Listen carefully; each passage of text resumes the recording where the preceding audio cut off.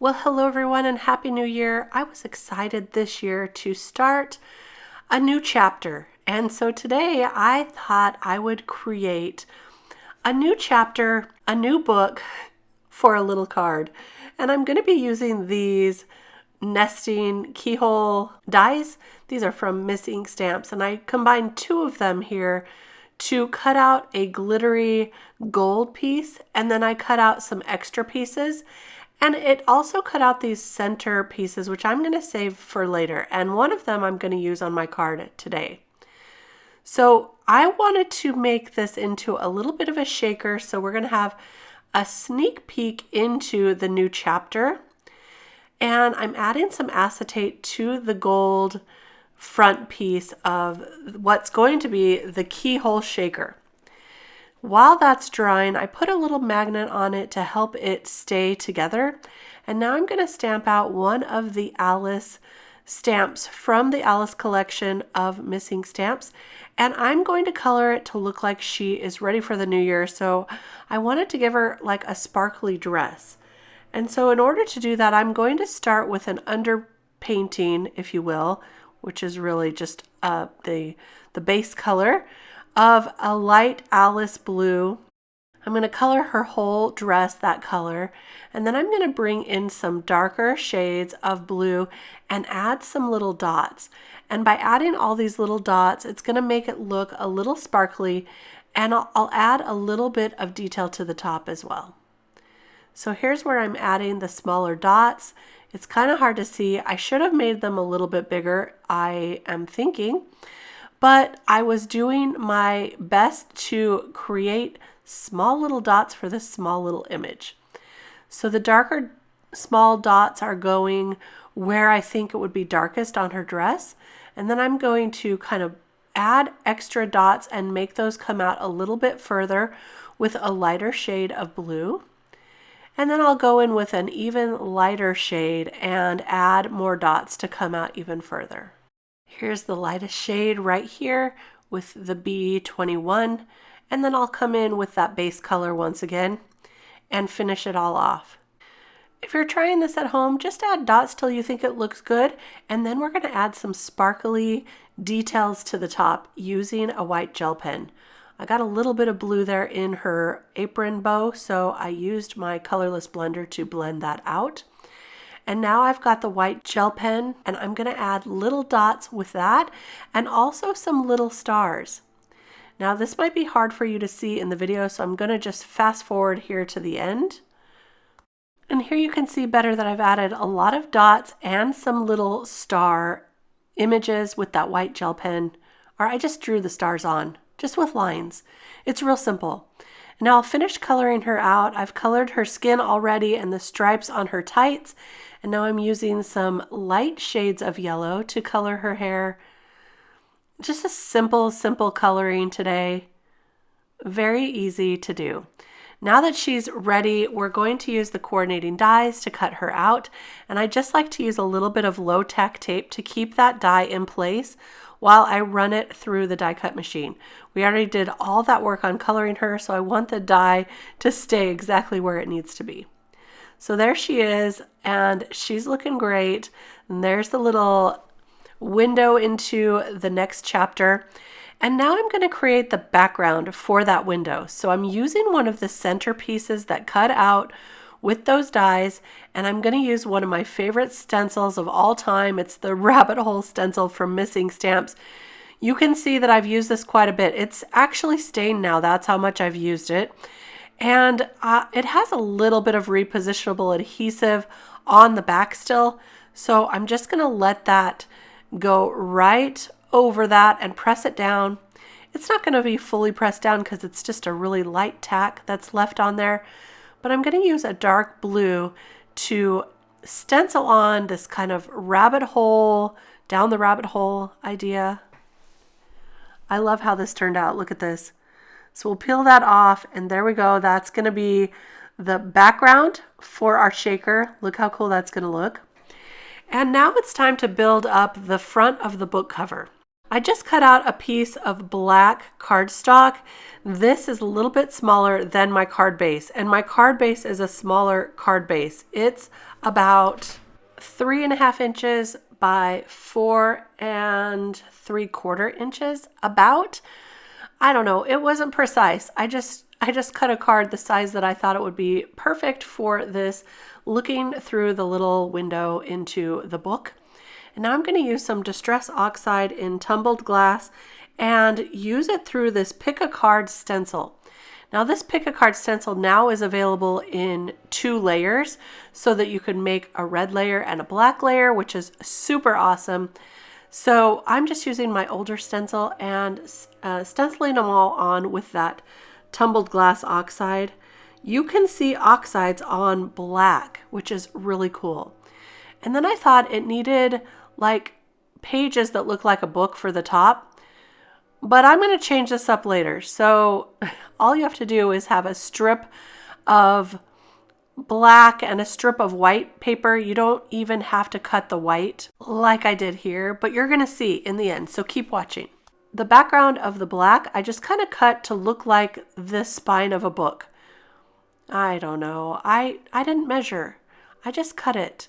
And then I changed this up later. So wait until you watch me put the whole book together and decide your easiest way for putting it together. I'm going to set that aside though while I think about it. So now I have this magical graduation stamp set, and it has the perfect sentiment in it. It says, "The next chapter is going to be great." And I wanted that embossed in gold on the spine. So I'm going to put that in my MISTI, use some VersaMark ink, that's the clear sticky ink, and I'm going to stamp it down and then add some gold embossing powder over the top and then heat set that for the spine of the book. It's going to be perfect. So I love this for a New Year's card, and I'm actually thinking I'm going to make quite a few of these and send these out to some friends and maybe my sisters too for the new year. I could even do books in different colors. So do whatever you would like to do. I wanted the black for this book so that I could have that really neat background. Here I am heat setting that sentiment, and once it's dried, I'm going to use just my rag here to clean off the rest of that extra powder. That's the anti-static powder that I used at the beginning, because you definitely want to use that for black cardstock. It really helps for the embossing powder to not stick where you don't want it to. So look how cool this is going to look. Alice is going to be right here. And I've got a few things that I've already cut out. A couple of these little keys that are cut with the glitter paper in a dark navy blue. And then I've got each of the card suits cut out with a dark red. And I thought those would look really good above the keyhole. So let's put together this book and the shaker element on it. I'm going to glue down the front cover of this book. And as I said, you may want to cut the front cover exactly the same size as your card base so that it can all be the same color. And you'll see in just a minute, because I do end up having to add a little bit of black on the top. So I'm going to add the little pages here and add that black spine. But see, it's missing the black up in the very top. So I'm just going to take my black Copic marker and color that in, and then make sure that that is going to look right with the white and the book. And I decided it needs to come down just a little bit more so you don't see the background. There we go. So now I'm going to glue on these pages. You do not need to cut that little curve on the edge like I did, because it's not even going to show. So the white strip goes right there. Then we're going to put the book edge on, or the spine of the book, just like that. And I'm just going to glue that down flat. Although if my back panel was all the same color, I might pop it up with some foam tape, and that'll give it a little bit more dimension. Now we can build up the card to kind of see how we want that to go, and I'm going to put this background on first. I'm going to build up this shaker portion. So just going to glue down the background where I think it needs to go. And it's a little bit off center so that I have room to put Alice on. So see that I'm just putting it a little off center. That's going to work right there. Then I'm going to glue together these extra frame pieces that I die cut out. And we're going to build up 3 at a time. Again, these are cut using 2 of the dies at the same time taped together. That's what makes the frame. So I'll add all 3 of these together, and then I'm going to glue them around that background piece right there so that I can glue the gold glitter piece right on top. So after we put these walls on, I'm just calling them walls because that's what's going to keep the shaker pieces inside. And before we glue on the gold glitter piece with the acetate attached to it, we're going to add our little shaker pieces. So I've got here some sparkling clear sequins, and these are just little mini sequins. I'm going to add a few of those in, and then I'm going to add some light blue shaker pieces as well. And I've got a few here. I'm just going to use my spoon to add a few spoonfuls into that shaker.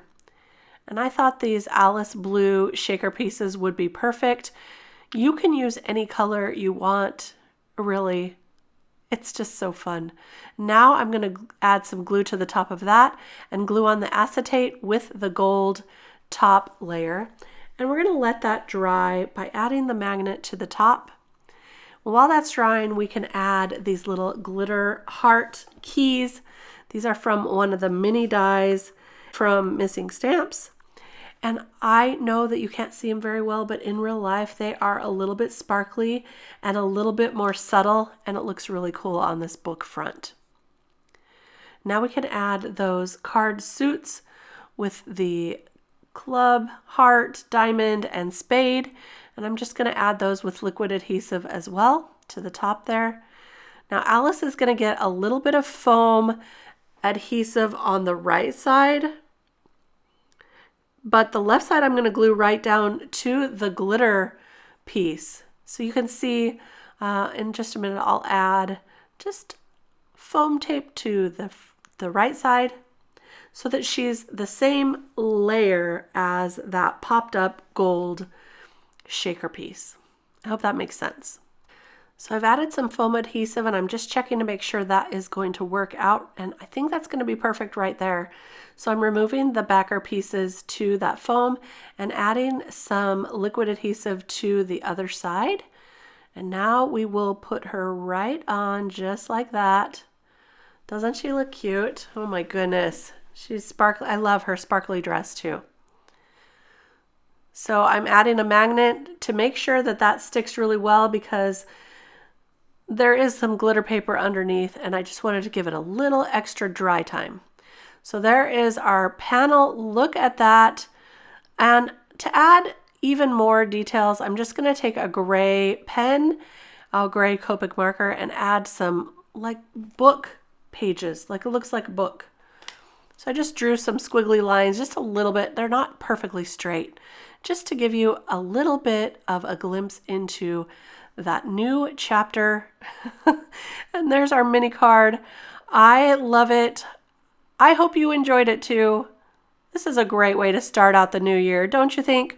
If you enjoyed this video, please give it a thumbs up. Don't forget to subscribe to the channel.